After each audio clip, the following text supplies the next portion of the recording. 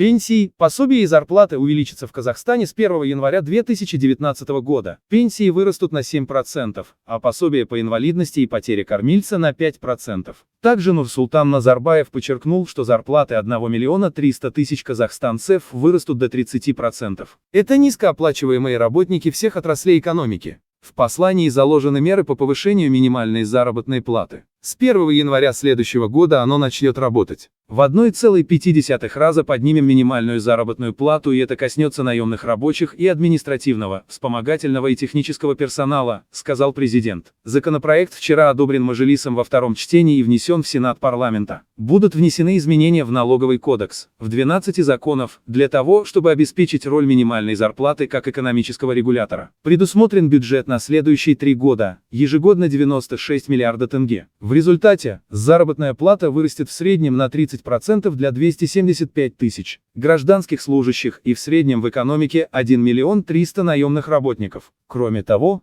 по вашему поручению мы начали работу для низкооплачиваемых работников, чья зарплата превышает 42 500 тенге, сообщила министр труда и социальной защиты населения Мадина Абылкасымова. Государство выполняет все обязательства, ежегодно увеличивая объемы финансирования социальной сфере, заявил президент. В этом году на эти цели выделено свыше 2,5 триллиона тенге. Особое внимание Нурсултан Назарбаев поручил уделить трудоустройству молодежи. Давай учись. Государство тебе дает бесплатную возможность пойти получить первую профессию, особенно выпускники школ. Получишь первую рабочую профессию. Мы постараемся тебя устроить на работу, а дальше уже твое дело. Сейчас тебя никто никуда не примет. Ты как человек есть, у тебя профессии нет, ты никому не нужен. Выразил свою позицию глава государства.